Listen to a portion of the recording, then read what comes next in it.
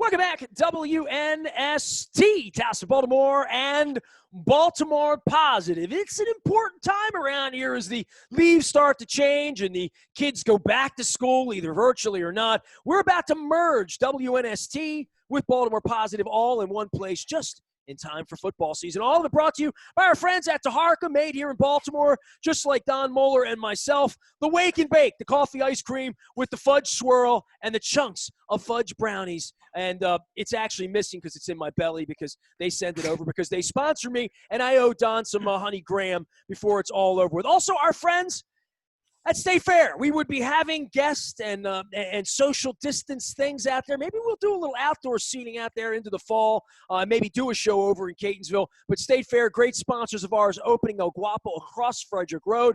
And this guest here, probably we'd be together at Fadley's or maybe down a cross street somewhere where I usually run into him having some mint flicks and some Taharka and some key lime from time to time as well. Our friends at Fadley's are delivering those crab cakes all over the country, all over the world, really. They're a click away. You come down to Lexington Market, pick them up. They're also coming to Catonsville very, very soon. And a shout-out to Jeff Moeller, Don Moeller's son, and Moeller and Gary Realty for selling places like my place. And we're trying to get my place cleaned up, get it back out onto the market.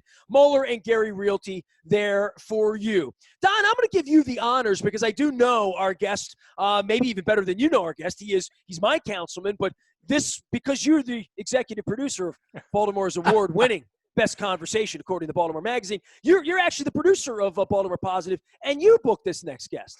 Well, I'm excited to have the 11th District Councilman on. He is your councilman. We're going to have him describe his district, and what a time to be a councilman in a major American city. Welcome, Eric Costello.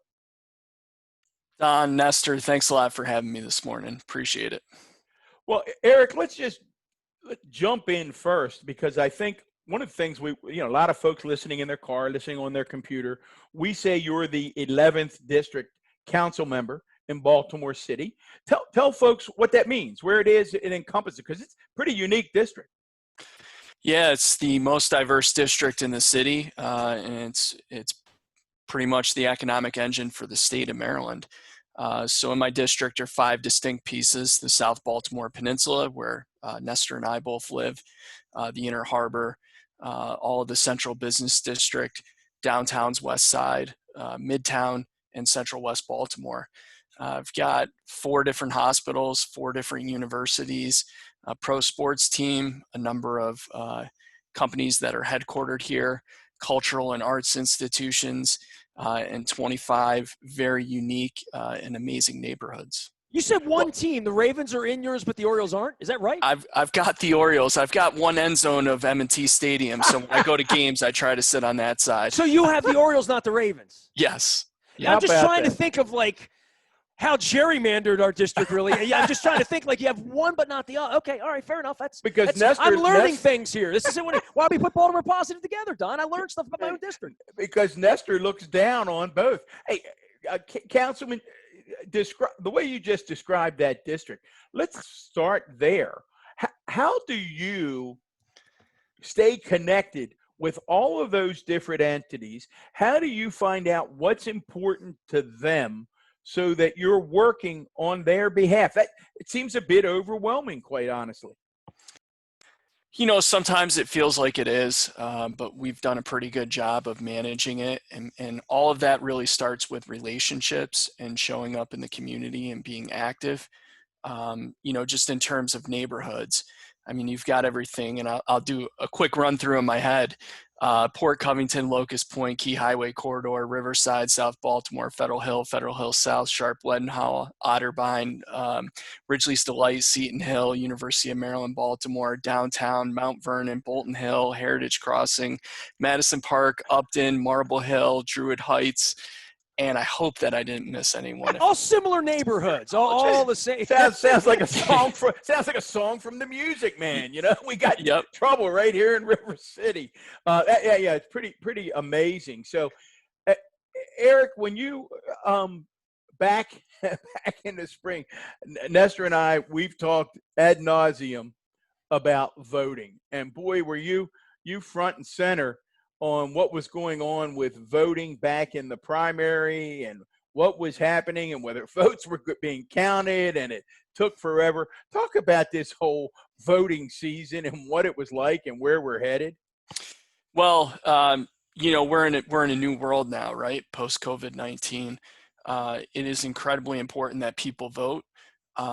Frankly, I'm not here to stump for you to vote for me or vote for a certain candidate or a certain party. It's just important that we get out and vote. And with COVID-19, everything has changed. The way that campaigns reach out to folks, for a while leading up to the primary, we weren't able to knock on doors. That's one of the main ways that we do voter outreach.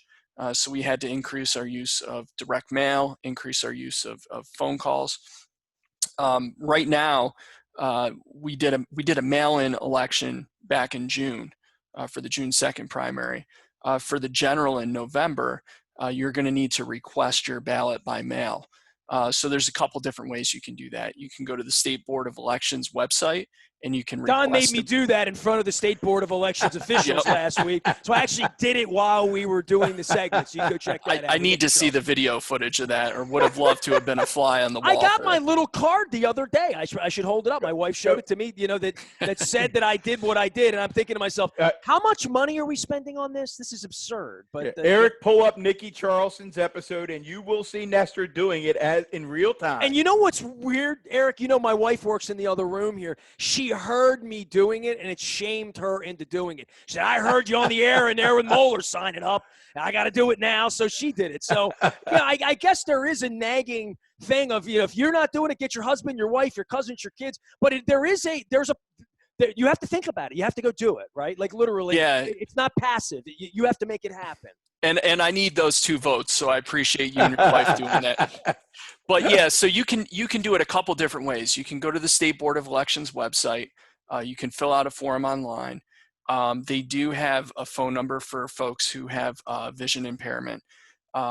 Which you also have in your district, by the way, too. Yes. I have the National Federation of the Blind. Incredible resource we have here in Baltimore. We don't talk about enough. I'm incredibly proud to have them in my district and represent them. You can also do it by mail. So just yesterday, I received my mail-in application from the state.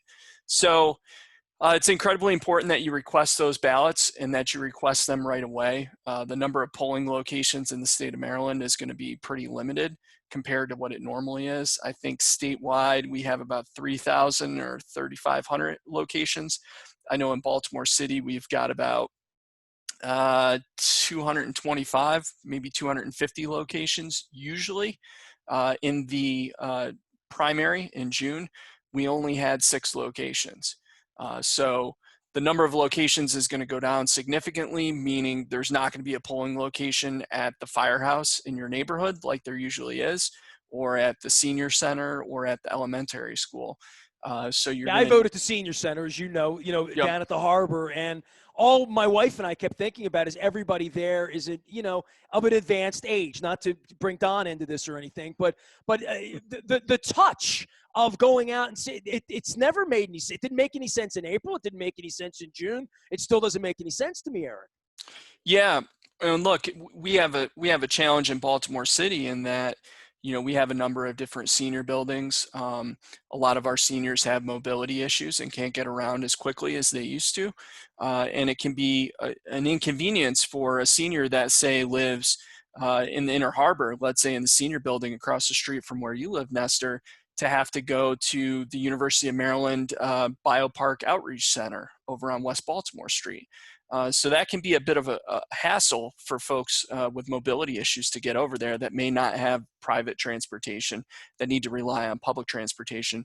So that's why we're really trying to get the word out to encourage people to submit their applications for a mail-in ballot as early as possible. Has anybody come down and ripped up the post office and thrown out all the sorters in the back here in Baltimore? Is any of that stuff going on? Not to my knowledge. I know you wouldn't like that sort of thing. No, look, the post office, the United States Postal Service first is an incredible service. There's been a lot of misinformation put out there about the fact that, they're not making money or they don't operate like a business should be. They're a public service. There's a reason why the post office doesn't make money. It's because they're able to ensure that we have daily mail delivery to high rises in Manhattan, to rural areas in the middle of Kansas that don't have anything within 25 square miles of them. So, Including medicine, by the way.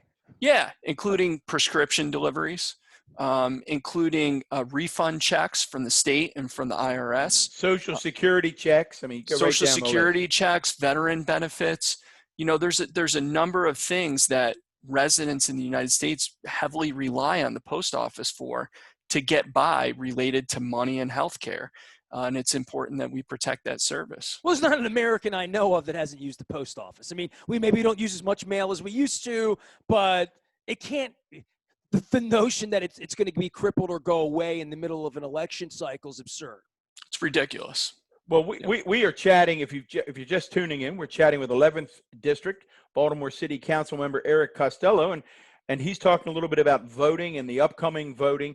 As we record this, actually, we can take the opportunity again, direct folks back to previous episodes, recent episodes in Baltimore Positive, where we talk with Nikki Charlson from the State Board, Katie Brown from the Baltimore County Board, John Willis, former Secretary of State. A lot of information about voting in Baltimore Positive. And Eric, as we're recording this, and this will be posted in a few days, as we record this, folks are beginning to receive these applications for absentee ballots. And as Nestor alluded to, and you alluded to, this is a different process, and folks need to know that, because in June you got the actual ballot, you filled it out and you sent it in. But because of actions on behalf of the governor, and we invite the governor to come on. We're trying to get Governor Hogan to come on and talk about all these issues, but because of a decision that he made, now there's a two-step process.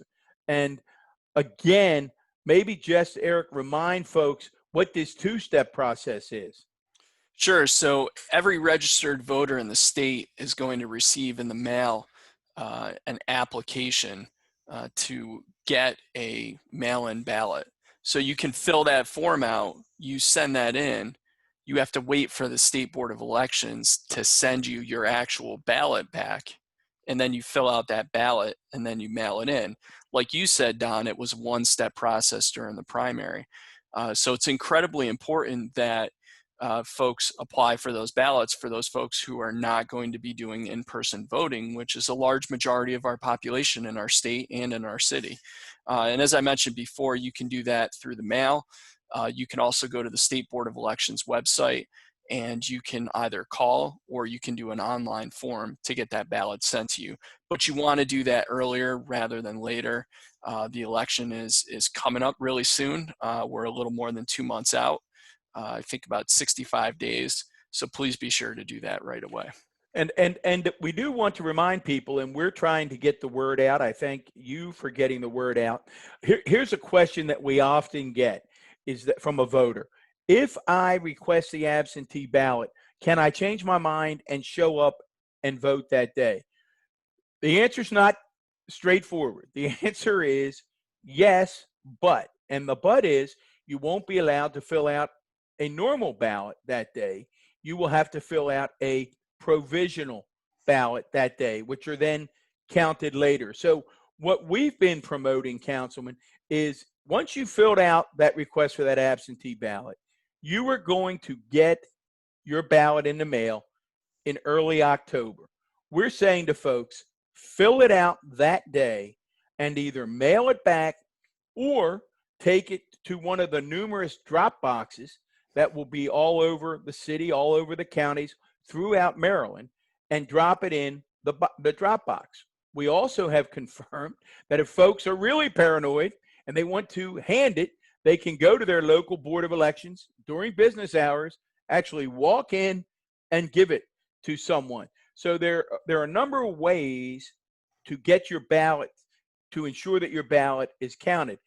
The other question that Nestor and I get is, well, are the drop boxes safe? Because now, the president starts saying, well, I'm not sure the drop boxes are safe. So he says these crazy things. Well, And he then doesn't want an election of right, any kind, right? right. Like he But doesn't want a he's fair election. right. That's very obvious. So he says these things, Nestor and Councilman. Then we have to go back out and correct the record again. So as soon as he said that, I contacted Nikki and I contacted Katie Brown. They said, Don, they're under 24/7 surveillance and security. The drop boxes are totally safe. So if someone wants to put it in a drop box, your drop box is safe. They're picked up twice a day. And because the state board did allow counting to begin as early as October 1, the ballots will actually be counted before Election Day. So sometime around 8:30 or 9 that night, we'll have a pretty good sense of where Maryland's heading in these elections. It'll make your night a little shorter, hopefully, Councilman. Yeah, look, a couple of initial thoughts, and I'm very grateful to be running unopposed in November again. I think you're going to win. I'm hopeful. I got to remember to send my ballot in, but I'll be taking care of that very shortly. Look, first, Don, I don't think I could have worded it better than you did. You're spot on as always in the way you describe the process and what the options are. Two, it is absolutely 100% safe to vote by mail or to vote by dropping your ballot off to the Board of Elections or dropping it in a ballot box. You mentioned the provisional ballots. Provisional ballots in the state of Maryland are essentially a built-in deterrent to voter fraud. So for example, if you were to vote by mail and then you were to show up on election day and also fill out a ballot, they would let you fill out the ballot on election day. But they're going to go back and cross-reference your voter ID number, and they're going to see that you voted twice, and then they're going to pull your ballots because you've engaged in voter fraud. So we have systems in place in the state of Maryland to deal with that.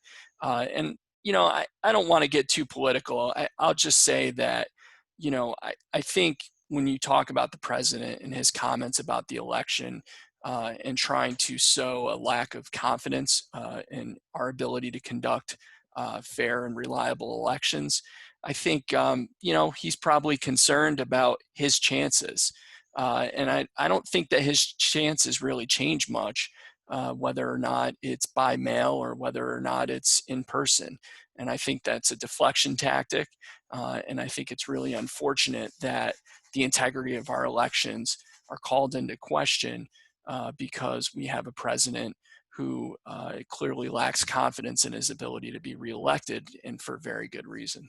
Well, for me, one of the things, and you mentioned if there was a senior center that was closed down, the hassle I think you used the word hassle of having to go to West Baltimore to vote. The fact that it would be a hassle for any American to vote, you know, to hassle Americans about voting is what really gets my juices going about how all of this should be handled and how everyone having access to voting. I mean, Don, it's really made me wonder why we've gone to work. I mean, we've taken school days off to vote, right? My elementary school, Colgate, which Johnny O's, of course, every time I get a chance to talk about how great Colgate Elementary, but going up there to vote, we were off that day, you know, when Jimmy Carter was elected and Ronald Reagan was elected when I was a kid, right? The fact that the country should shut down for a day and vote, that is certainly something we should all be thinking about. And shutting down on a Saturday or the way we vote, I think, is going to become something that your grandchildren are going to be talking about, that 20 years from now we'll be voting even differently than we are now, I believe. Oh, I think there's no doubt. And I think you're going to see an increasingly front and center discussion about whether or not at least the presidential election should be a national holiday. So we've said right from the beginning, Councilman Nestor and I have been pushing, as you said, I don't care. I do, you know, I obviously have a preference if people have listened, but vote. I don't care. But I'm not trying to get Republicans to stay home and tricking them into thinking the election's November 6th. Correct. Or something, you know what I mean? Everybody vote. Vote. Get those ballots back. Get them in so they can be counted. I reject this idea that we're going to have an election season where it's going to take weeks or months. Get your ballots in. Let the folks do their job. We have very, very dedicated people at all of these election boards. Let them do their job. So, you know, maybe we can segue, Councilman, from elections to the city, because Baltimore City is as our cities across America, very, very challenging times. By all accounts, people that I talk to, it appears reasonable that the city in the next census may actually fall and is likely to fall below 600,000. We've got the ongoing crime issue that you and the council and the new mayor will be on your plate as soon as you get there. And now we have COVID. And you're the budget guy. You know, people who Google you, look you up, you're the guy who had previous experience at the GAO. You're the guy with the budget chops. You're the chair of the budget committee. We think this is a daunting time for cities, particularly fiscally. Are we missing something, or do you agree, and give us a sense of how we dig out of this? Oh, you're spot on. When you look at our closeout for fiscal year 2020, which ended on June 30th, about 2 months ago, we were looking at a really significant surplus. We've done very well in terms of income tax revenue, as well as our recordation and transfer fees, meaning that real estate is moving in the city, which is always a good sign.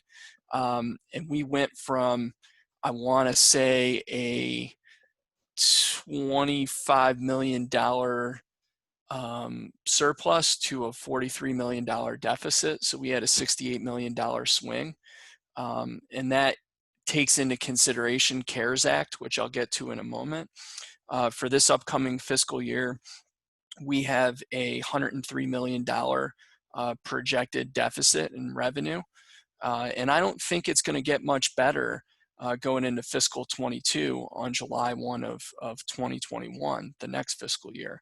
So we're looking at $103 million less in revenue this year for a city with a general fund of right around $2 billion. That's a really significant amount of money, and we were forced to make some really difficult decisions this year. We have 9 public sector employee unions that all had to make very difficult decisions and decide between, pay freeze or option number 2, furloughs, or option number 3, layoffs. And none of those are desirable. And I think each public sector employee union did what they thought was in the best interest of their folks. We had to make some reductions to core services. We had to cut what's known as current level of service. So basically the amount of money that you spend to run an agency, if you provide that same exact level of service with no enhancements, the following year it's going to cost a little more, because you have things like built-in pay increases, you have increases in costs for healthcare and for pensions, and increases in the cost of supplies and materials and contractor labor costs, etc. So it's a really challenging time right now. It's not just Baltimore City or Baltimore County that are dealing with these issues. It's every major jurisdiction across the nation. The Federal CARES Act provided, not to be confused with the $103 million revenue deficit that we have for this year, but in the CARES Act funding, which our Senators Van Hollen and Cardin fought so strongly for, we got $103.5 million. That is money that has to be spent by December 31 of this year. It is essentially reimbursable, so we have a federal account, and this is the same for every major city or jurisdiction in the country that is over 500,000 people in population. And we're allowed to use that money for things related to the response to COVID, but not for backfilling our revenues. For example, we've set up a pretty robust program around food security, as well as housing our residents who are currently experiencing homelessness, as well as bridging the digital divide. Those are things that we've had to do in response to COVID versus, we've brought in less revenue, let's say, from parking because people are traveling less. We can't backfill that revenue with the CARES Act money, but what we can use it for is to pay for these things that we've had to do that are new to adapt with the pandemic. You talk about COVID-related things and how the world has changed in 6 months and how the revenue changed. Just things like parking meters, right? But I walk north up Charles Street and I just see shuttered hotels. I walk west on Pratt Street and I see, other than COVID testing, a shuttered convention center. I walk east on Pratt Street and I see some places open, some places not open. And I just think on a daily basis, the revenue being lost, the opportunity cost, all of that. But then I really think about how the city will never get that back, how no city will ever get that back, right? Yeah, that money's gone forever. And I'll throw in a plug right now. I do a regular webinar weekly on Tuesdays and would certainly invite your audience to join in any week with my co-host for that is Shalonda Stokes, who's the president of the Downtown Partnership of Baltimore. I literally just got off our weekly episode. We had Al Hutchinson, who's the CEO of Visit Baltimore. They're our quasi-governmental tourism agency. And Al was talking about the impact that the convention center has had. And I think he estimated it at $90 million so far this year.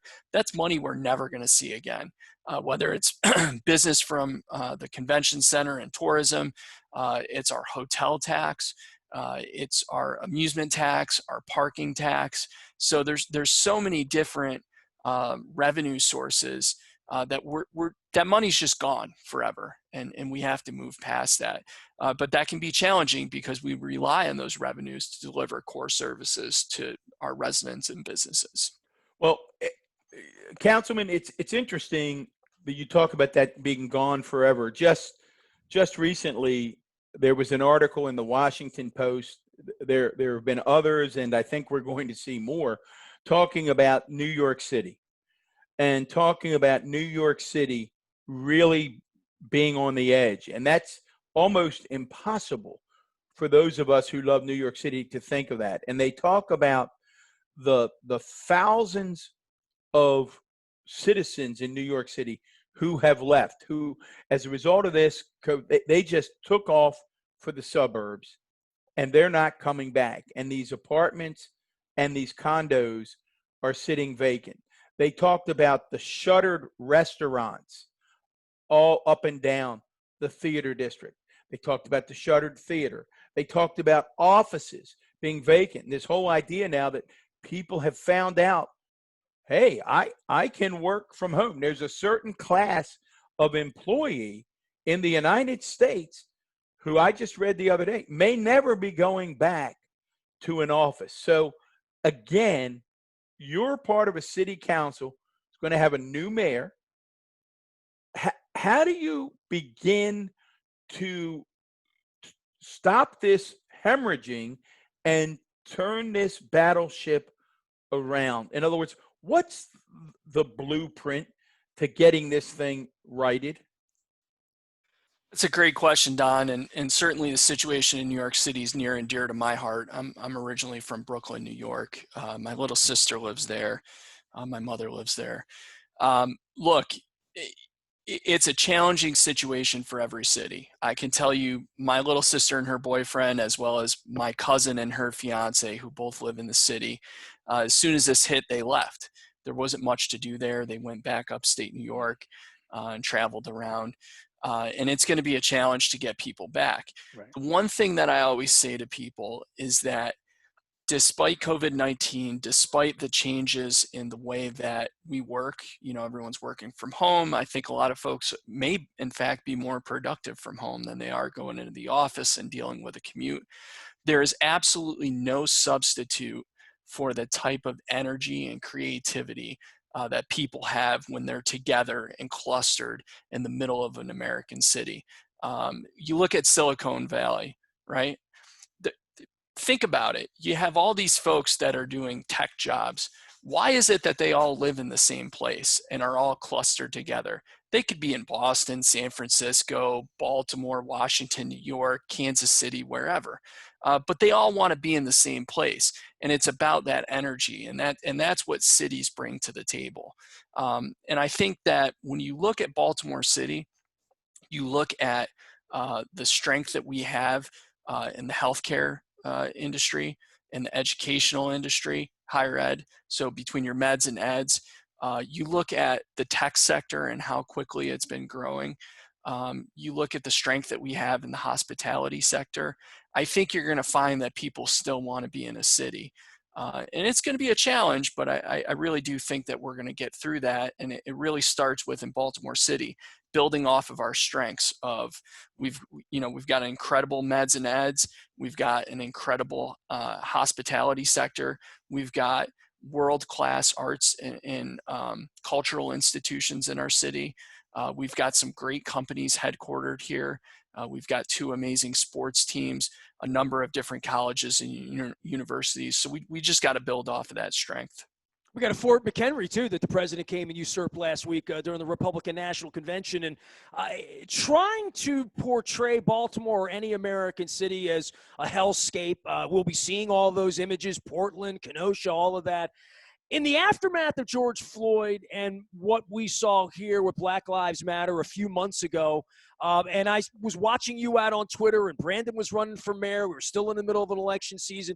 There were some real concerns that what happened here with Freddie Gray would make Baltimore swirling, that what's going on in Kenosha today would be, or Portland, would be Baltimore's firestorm. That did not happen here. There was better leadership here, different leadership. Tell me what your eyes saw in 15 versus in 20 for what happened to our community and the reputation of our community versus what happened here this summer, where we were given some high marks. And this is not to, belie the deaths that happened and the murders that happened and the gang activity and all that you're aware of, but we were given some marks for Baltimore did better this time, and we are growing and we are moving through this, and Brandon is a representation of that, and he's in Baltimore Positive episode 271 that we put up earlier this week.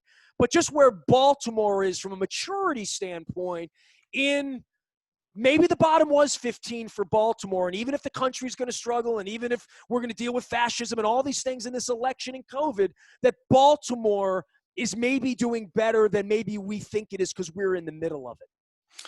Yeah, I'm incredibly proud of the way that Baltimore City handled the protests after tragic killing of George Floyd. Throughout the Black Lives Matter movement, Baltimore has really been at the forefront.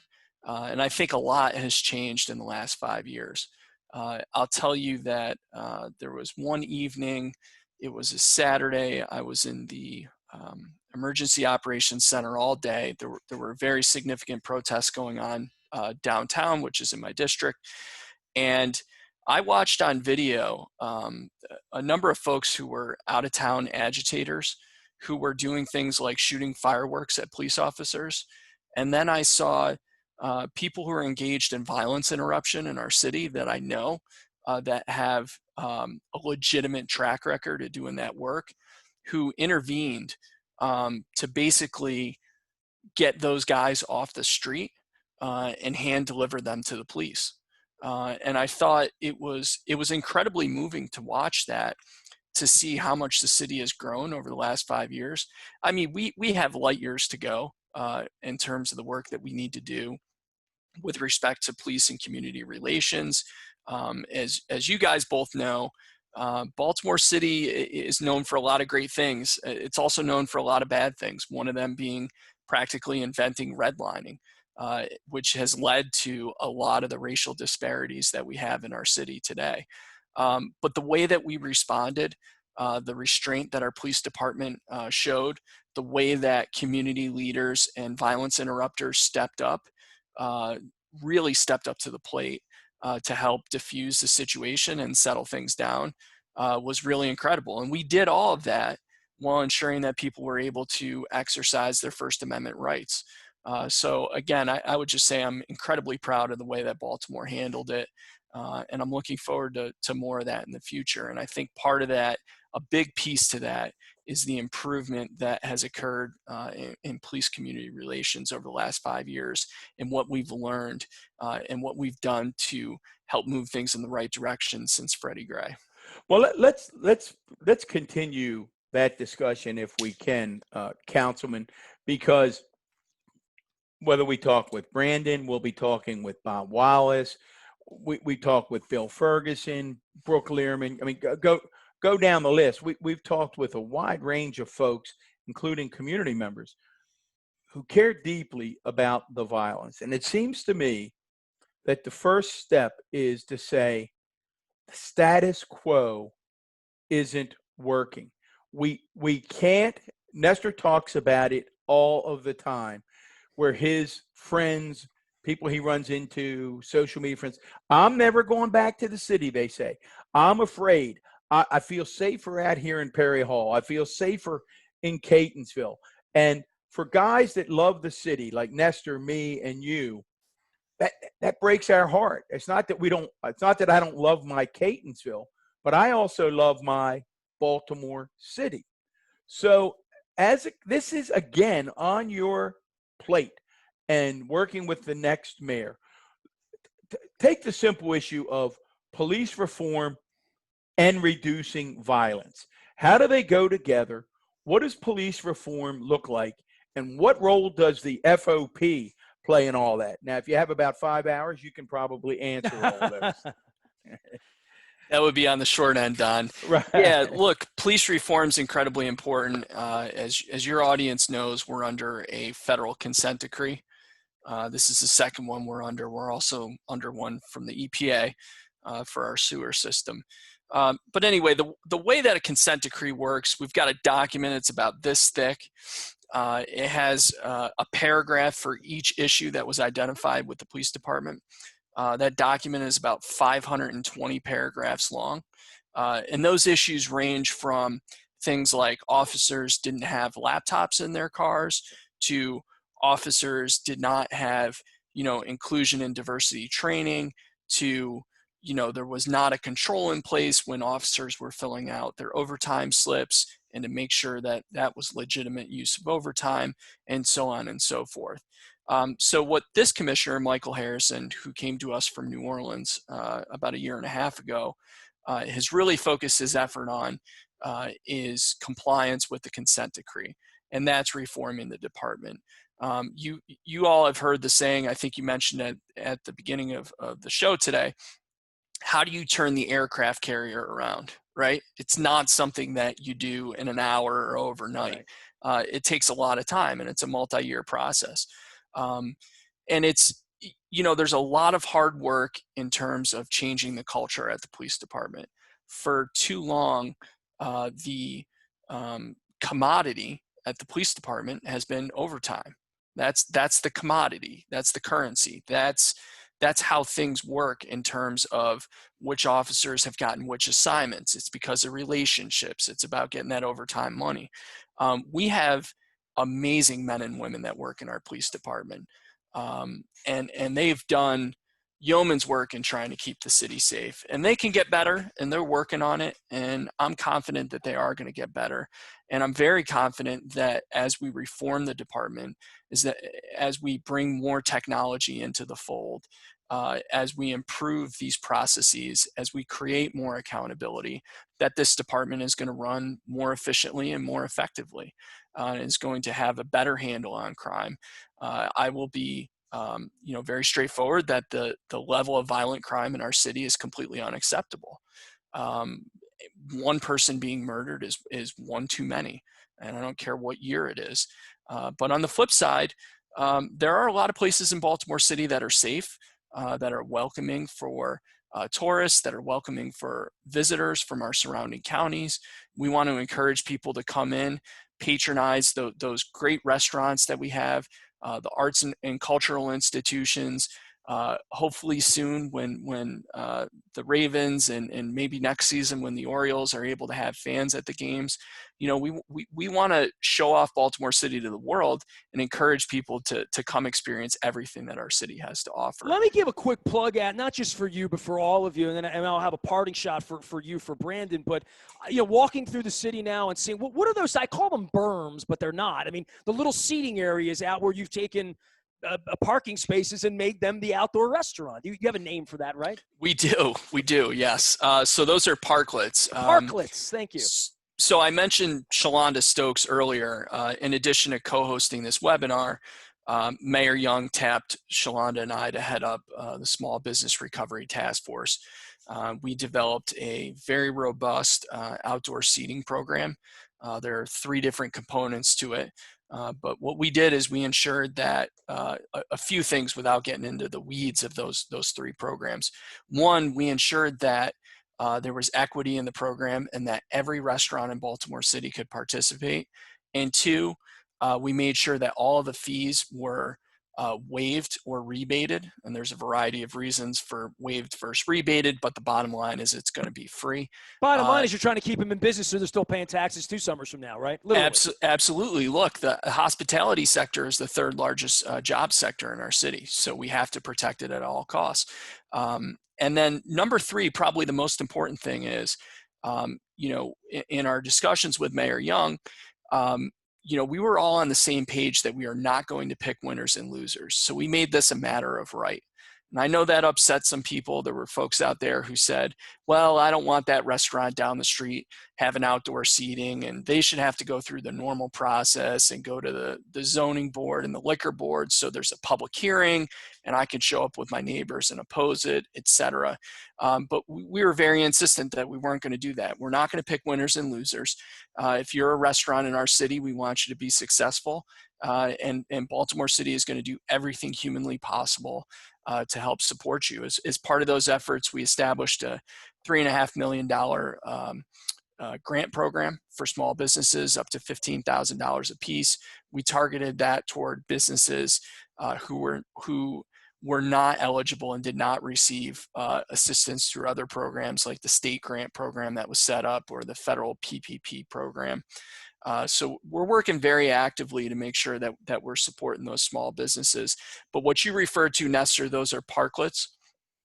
They're essentially where you take the parking lane and you close it and you set up water barriers or concrete barriers and you create additional space for patrons of restaurants to dine, because right now we have a 25% maximum indoor capacity. We know that restaurants cannot make it work with those numbers, so they need as much space as possible to try and get them as close to 100% as we can. Well, the closer you get me to one of those Amici's meatballs over there downtown or a crab cake up at Fadley's, I'm all about it. Last thing, just parting shot, and Don, I'm sure we'll have something for you as well, but just Brandon and running the city. We had him on for an hour. He's been a recurring character here at Baltimore Positive. I'm sure will be, after the election. Just on the background of you're a guy from New York, you come here, you get involved in government, you move into my neighborhood, you're running unopposed, you win. Tell me about the first time you met Brandon and what you see, and the fact that he's the mayor probably might not even shock you, right? I mean, given the fire that burns in him to want to do this, right?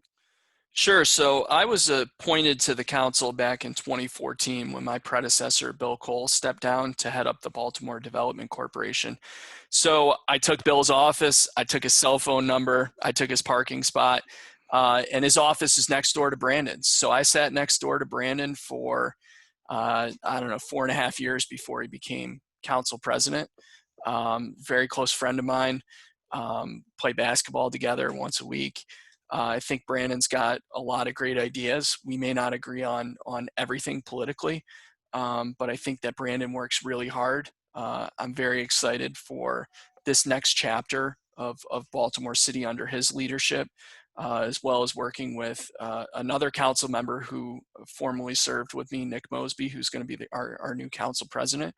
But I'm really excited about what the future holds in working together. But to the question about Brandon, he works incredibly hard. He's a really smart guy, and we need someone right now who is going to bring everyone together. And I'm hopeful that between Brandon and Nick, we're able to do that to help move the city forward in the right direction. Talk about having differences of opinions and making it work. Give me an example. You and Brandon disagree with. You're playing ball. You just literally just disagree. Because Don and I disagree sometimes. Occasionally.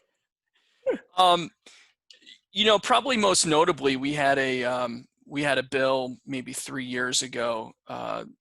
As you guys are aware, criminal justice is legislated at the state level. Baltimore City is not able to legislate its police department. For whatever reason, this is a relic dating back to the Civil War. The Baltimore City Police Department is the instrumentality of the state. It's the only major city in the United States that is in that situation. We had a bill that was introduced which would institute a mandatory minimum of 1 year in jail for illegal possession of a firearm within a certain proximity to a government-owned building. Brandon and I disagreed on that vehemently, but it never got heated. We took time to listen to each other. I think that, Brandon helped shape my position on that during the dialogue. I'd like to think that, my experiences and what I shared with him helped, help shape. So what's the position? You didn't want anyone with a gun near a federal building or a state city building? I was in support of instituting a mandatory minimum for illegal possession of a firearm within a certain proximity to a government building.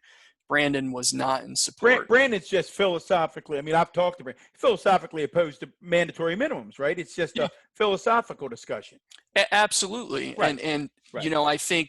I think we both have our views for our own reasons and our own experiences and our own constituencies that we represent. And again, I think that, Brandon helped shape my view on that issue, and I'd like to think that I helped shape his. It was a healthy debate. We both want the same thing, which is to have a safe city where people can go out and enjoy themselves and raise a family and work and play, and not be subjected to violent crime. We want the same thing. Make no mistake about it.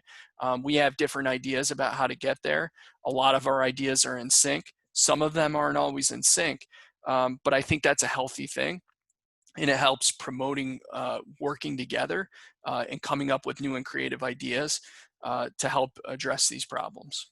No, I appreciate it. And Nestor, I know we've run over, and I appreciate it. And Councilman, I hope you'll come back, because we've just scratched the surface about many of these issues. But I kicked myself after Brandon's interview, because we also were running a little over, and I didn't ask him this question, and I thought, daggone it, and I don't want to let that happen here. Recently, folks read about some high-profile firings by Mayor Jack Young, particularly focusing on the housing commissioner, Michael Braverman, who I'll put out there. I don't know Michael Braverman, but I will tell you that my phone lit up, and a number of people who do know him felt very highly of him and were concerned that as the mayor's on his way out, he fires some high-profile city employees.